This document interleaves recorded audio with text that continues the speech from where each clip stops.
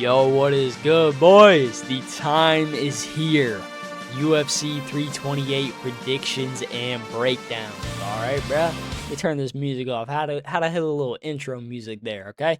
Because we got Hamza Chimaev versus Strickland going down tomorrow night. And a beautiful card to go along with it. So we're gonna be doing a breakdown and prediction for each and every fight. All right, early prelims, the main card. We're going through all of it. All right, we got some bullet points that I'm gonna kind of quickly go over. We're gonna make this short and sweet. So that we're not getting too crazy. Just make it short, sweet. Give my final prediction. But yeah, bro, we've been doing pretty good. Okay, I will say we got to get a little bit of a redemption from UFC 327 because we did quite shit on that. But last weekend's fight night, bro, UFC Perth, I think we went 5 for 6. The only reason we didn't go 6 for 6, bro, is because I fucking picked Tai Tuivasa to win when I said I wasn't going to. Okay. Holy fuck, bro! I just released the demon. But yeah, with that being said, if you're watching the video right now, bro, hit it with a little like, a little subscribe button, and leave a little comment in the comment section. Tell me what you think of the predictions. Tell me to fuck off in the comments if you want. Either way, just leave a little comment on the video so that we can get this video out there. Because we're less than 24 hours away from the fight, okay? I waited too damn long. I do this every time.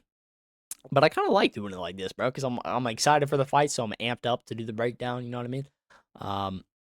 With all that shit being said, let's cut out the yapping. Let's get into the actual important shit. Okay, the breakdowns of the predictions. All right. We got the opener here. We got Clayton Carpenter versus Jose Ochea. I'm gonna go kind of a little bit faster, pre-warning on the early prelims of the prelims, so we can get to that meat and potatoes, as Sean Strickland would say, of the main card. But anyways, we got Clayton Carpenter versus Jose Ochea.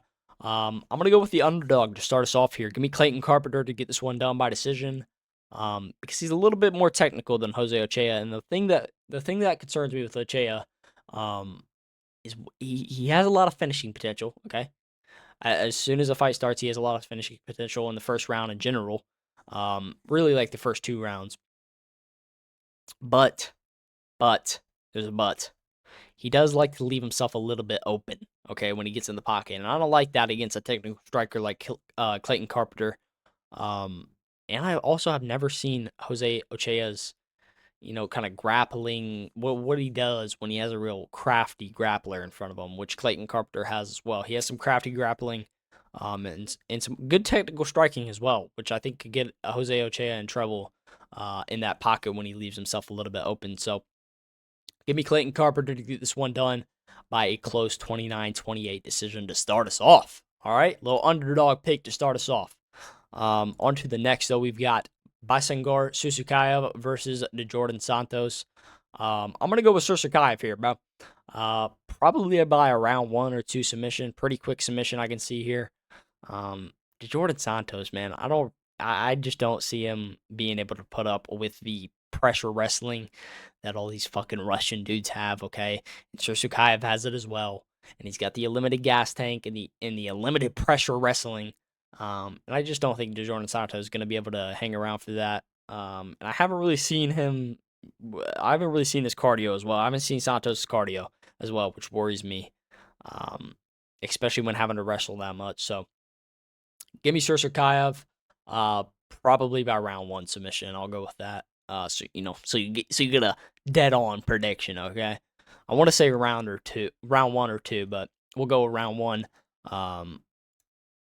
Yeah, for Susukayev. I think it's gonna be a pretty dominant one there. On to the next though. We've got Pat Sabatini versus William Gomez. I like matchups like this, but we got Pat Sabatini, one of the better featherweight grapplers, and then we got William Gomez. Okay, super lanky, 6 foot featherweight. Okay, if that tells you anything.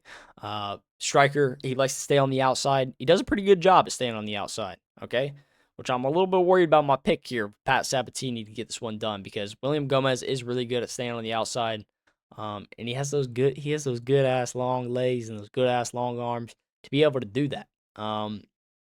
Especially against a 5'8" Pat Sabatini. I think William Gomez might be able to get this one done, but I am gonna go with Pat Sabatini because he has some phenomenal grappling, and some good slick submissions. So, Give me Pat Sabatini to get this one done, just by grappling, bro. Honestly, he has really good. He has really good top pressure, which I really like. If he can get William Gomez down, he could stay on top of him, work, um, and really look for a submission.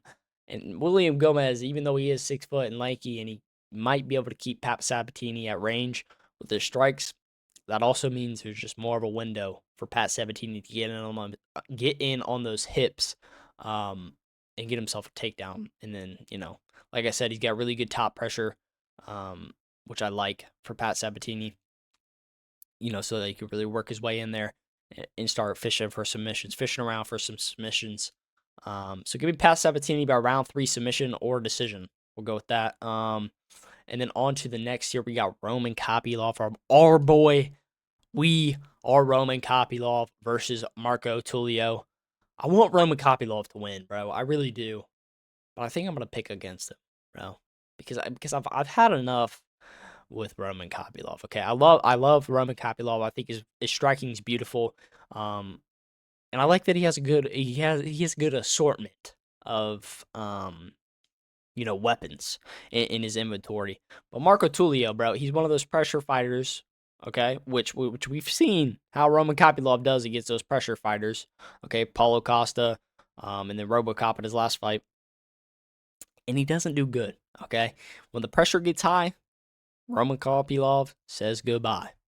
That was corny as fuck. I'm never gonna say that again. My bad, bro. But yeah, Marco Tulio, he's one of those pressure strikers and those volume strikers. And Roman Kopylov, when that shit happens, he does absolutely jack shit. Okay? We seen that in the Paulo Costa fight. He's sitting there getting hammered by body kicks the whole entire fight. And he just wouldn't throw anything back. But you gotta throw shit out there if you want to get yourself back into the fight. But you can't just stand there and throw a jab every now and then or a kick. All right? So I'm gonna go with Marco Tulio to get this one done here, probably by decision. I don't think he's gonna be able to get a TKO because for some reason Roman Kopylov, he'll get dominated, but like he tries his very hardest not to, or not even tries his very hardest. He just doesn't get finished. Okay, just doesn't get finished, but he somehow survives even though he's getting his ass kicked. But I do want Roman Kopylov to win, but I'm going with Marco Tulio. All right. On to the prelims now. We've got Jim Miller versus Jared Gordon. I'm going with Jared Gordon to get this one done pretty dominantly. Probably by decision here. Jared Gordon, he's heavy, pressure heavy again here. We got a lot of pressure fighters, which I like for this card. I feel like that's going to make it more exciting. We got a lot of pressure fighters versus a lot of guys that really don't do good with pressure. All right. But yeah, Jared Gordon, durable, and he can push the pace for 3 rounds, which is why I'm going to go with him. Jim Miller, he's getting up there in unk status, okay? Buddy needs to retire. I don't know what it is with these, like, fucking unks just, like, sticking around more than what they should. But I think Jim Miller's going to have to pay for that tomorrow night, unfortunately. That sounds a bit rough, but I think that's what's going to happen. Jared Gordon, he's got pretty good hands, pretty good striking. And I think he's gonna be able to evade Jim Miller's submissions if it does get to the ground. Um, like I said, bro, the pace is the biggest thing for this one. Across 3 rounds, I don't see Jim Miller being able to hang in there with Jared Gordon, especially on the feet. So give me Jared Gordon by a decision. All right, on to the next. We got Grant Dawson versus Mateus Rebecki. I'm going with Grant Dawson to get this one done. Dude, it seems like every fight I'm fucking mentioning this. I swear I'm not doing it on purpose. It's literally just what the breakdown of the fight is, okay? Give me Grant Dawson by pressure wrestling, okay? By decision, probably. He has really good control on the ground and against the cage, which I like for Grant Dawson, and which I don't like for Rebecki, okay? I think he's going to get a little bit frustrated. He might break from, the clinch or whatever, the hold against the cage, and then, kind of start wailing shots. Might lead him into another takedown by Grant Dawson, who's, if he just sticks to his pressure wrestling here and controlling him on the ground, he could really slow the pace of the fight, I guess is what I'm trying to say here. And just kind of frustrate Rebecki because, it is a frustrating thing. You see it with, like, Hamza Chimaev, or Sursukayev. When you just have this pressure wrestler that just, like, won't get the fuck off you, it gets frustrating. And then you break, and then you start wailing punches, or going for shit that you normally wouldn't. And then they do the same exact thing. They take you down again. and they control you on the ground. All right. But I'm going with Grant Dawson. Like I said, to get this one done by a close decision. Should be able to land some ground and pound as well. But I think the biggest thing that comes down to it is he's just going to try to exhaust Rebecca with all the wrestling and get it done by decision with his control. So now we are on to the next. Joel Alvarez versus Yaroslav Amosov. I always feel so weird saying that name. Yaroslav Amosov. I think that's how you fucking say it. Kind of another Pat Sabatini versus William Gomez matchup here. We got Yoel Alvarez. He's pretty lanky, welterweight. Likes to keep his opponents at range with his kicks and his strikes overall. He's got good knees and some pretty good fucking elbows as well. So he's dangerous, bro. But he's got another pressure wrestler. Dude, I've said pressure wrestler probably 10 times already. Dude, there's a lot of pressure wrestlers. What the fuck else am I supposed to say? No, but he does have a pretty pressure heavy wrestler in Amosov in front of him. So I'm a little bit worried for Yoel Alvarez on this one. I'm not gonna lie. I want him to win. I really like his fight style. I like those long, lanky, kind of likes to stay on the outside like a Sean O'Malley fighters. I love watching those guys fight. But I think he's gonna get out wrestled in this fight, unfortunately. So give me Amosov. Because again, just he likes to stick to the wrestling, and that's what he's gonna do. He's gonna stick to the wrestling. He's gonna pressure heavy, and just keep going back to the takedowns. He's got good control against the cage as well. Pretty good clinch work as well. Amosov does. So he can maybe offer him that on the feet, and I think he'll be able to hang in there on the feet with Joe Alvarez enough to kind of end up finding his way into a takedown or something like that. So give me Amosov by decision. Another close decision, I'm assuming there by Amosov. On to the next, we've got Ateba Gatier, our boy, versus Ozzy Diaz.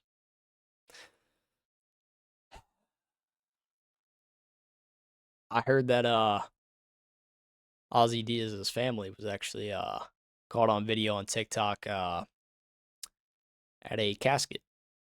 At a casket. What the fuck am I trying to say here, bro? At a fuck, bro. I fucked up the bit, bro. Restart. I heard Ozzy Diaz's family was caught on TikTok.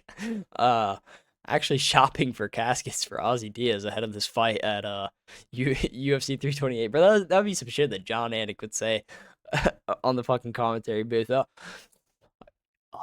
so Ozzy Diaz's family was actually caught 2 days ago shopping for a casket ahead of UFC 328. Sponsored by Toyo Tires. Or some bullshit like that, bro. Ateba Gatier, bro, he's getting him out of there in one, bro. Round 1 knockout is what I'm going with for Ateba Gatier here. Because I mean, like, what do I even say for this, bro? Ozzy Diaz is one of those guys that, unfortunately, he likes to get into brawls. And he does have good striking, but defensively is where I'm like, yeah, bro, okay, this is the perfect fucking bread and butter for Ateba Gatier just to fucking absolutely go insane. And get another knockout for himself. Because Ozzy Diaz, he likes to get in the pocket and he likes to exchange, but he ain't never exchanged with no Ateba Gatier, and he likes to leave himself quite open in the pocket as well and when exchanging. So, and Ateba Gatier is fast as fuck, bro. I was watching some of his clips. I don't even know why I was looking over this fight. I was gonna pick Ateba Gatier anyways, but dude, he is fucking quick. He is so quick, and he likes to start quick, which a lot of fighters don't like to start quick. And Ozzy Diaz, he doesn't really like to start quick or slow. He kind of just goes in there and it's kind of like a mellow energy. Ateba Gatier, he's fucking running at you damn near, trying to take your head off. So I don't know how Ozzy Diaz is gonna react to that. Probably not good, which is why I'm going with Ateba Gatier to get this one done by round 1 knockout. On to the next, we've got Bobby Green versus Jeremy Stephens for our first fight of the main card, our little main card opener. And I'm going to go with Bobby Green to get this one done. Jeremy Stephens, bro, I get it. When he hits people, they don't fucking move. But he's had some time off from the UFC, actually a lot of time off from the UFC. And he's getting up there in age. But Bobby Green, he's been active, even though he's getting up there in age as well. He's been active. He's got some clean boxing. We all know Bobby Green. Okay, we don't got to go into much detail. He's got really good footwork. As far as dealing with Jeremy Stevens goes, but and I think he's got better defense than Jeremy Stevens overall. I think Jeremy Stevens he's gonna be kind of sitting there just getting hit over and over. I don't think Bobby Green's gonna be able to get a knockout or a TKO or anything, but I think he's gonna put on a pretty dominant decision win here over Jeremy Stevens. And Bobby Green, bro, he knows how to move that head, bro. He's a little bit frisky, like a little bit sporadic, but he does know what he's doing, even though it sometimes doesn't look like he knows what he's doing. It kind of just looks like he's jumping around the cage looking for big shots, but guaranteed war here. So I'm excited for this one for sure. I think this is a beautiful, beautiful way to open up the main card. Give me Bobby Green by decision here. On to the next. Okay, we got Sean Brady versus Jaquan Buckley. I'm gonna go with Sean Brady here. I think this was by far, well, not by far. This in the main event, as stupid as it sounds, what was the hardest fights for me to pick on this card. I think I'm gonna go with Sean Brady though. I think he's gonna go in there grappling heavy, in which we've seen how Buckley does when it gets grappling heavy. Okay, didn't do pretty good against Kamaru Usman. Not comparing Sean Brady to Kamaru Usman because Sean Brady's more of a like a grappler, tangle you up on the ground, and Kamaru Usman's more wrestling dominant, obviously. But Buckley, dude, I wouldn't be surprised if we see like a big knockout or some bullshit from Buckley, because he does have that. He's explosive as fuck. I mean, look at him. He's literally a ball of muscle. He's got some good striking, but I don't think with Sean Brady being the heavy dominant grappler, I don't think Buckley's going to be able to get into his groove as much. Uh, Maybe remember the Madonna song, fucking get into the groove. All right, sorry, let me lock in. But I don't think Buckley's going to be able to really get into his groove with all the pressure. We saw that in the Usman fight. He wasn't really able to get into his groove because he was too worried about getting taken down again. So he wasn't able to get into his groove on the feet. So give me Sean Brady to get this one done. Um, just by he has elite grappling. And some good top pressure and some good submissions. We could see a submission from Sean Brady. I wouldn't be surprised by that either. Maybe like a round 3 submission.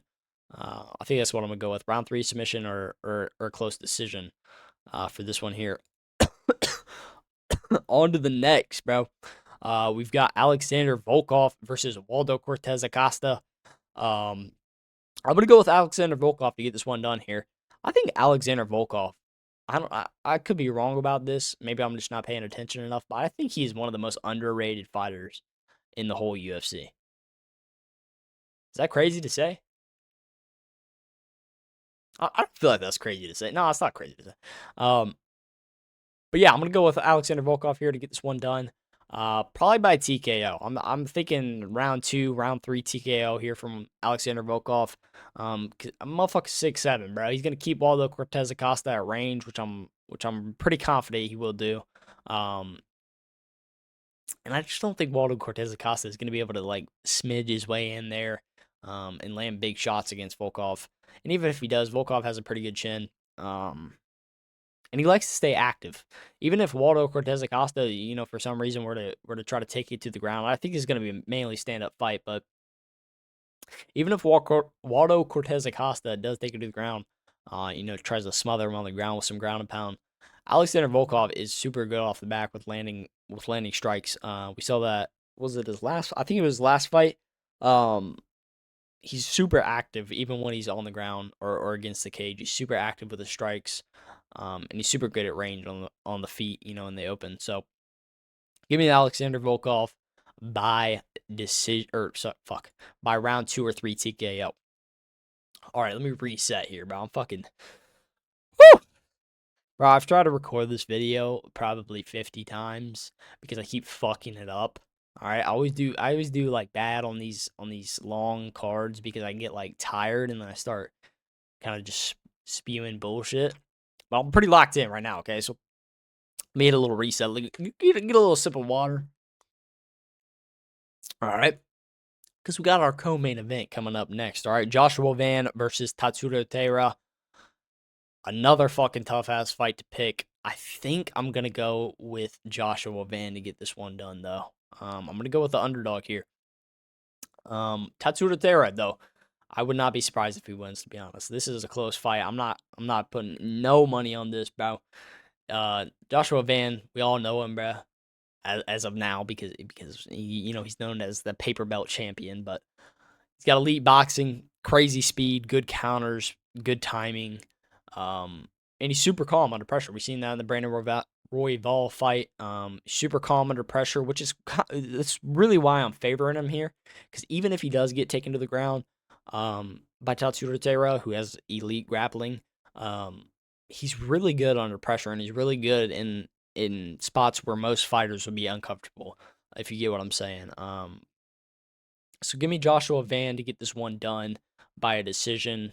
I don't really see him getting to TKO because he's more of a volume puncher, or volume striker, rather than looking for a big knockout. So yeah, I don't know. And he's been training for 5 rounds a lot longer than Tatsuro Taira. So I'm kind of a little bit worried for that for Tatsuro Taira as far as the 5 round pace goes. I was watching the embedded episodes. It seems like Tatsuro Taira is hoping for a 5 round fight. So I don't know what the fuck's gonna happen here, to be honest. Um, but I do favor Joshua Van just because, like I said, he's good under pressure. Um, and his fucking counters are some of the best counters that I've ever seen, to be honest. As far as the striking department goes.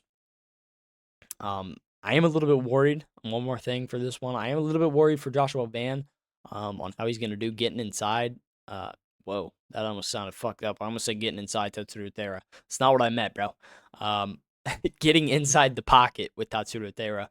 Um, but I think he should be able to do it. I mean, I believe in Joshua Van, bro. Everybody count him out. I believe in Joshua Van, bro. Y'all must have forgot, bro.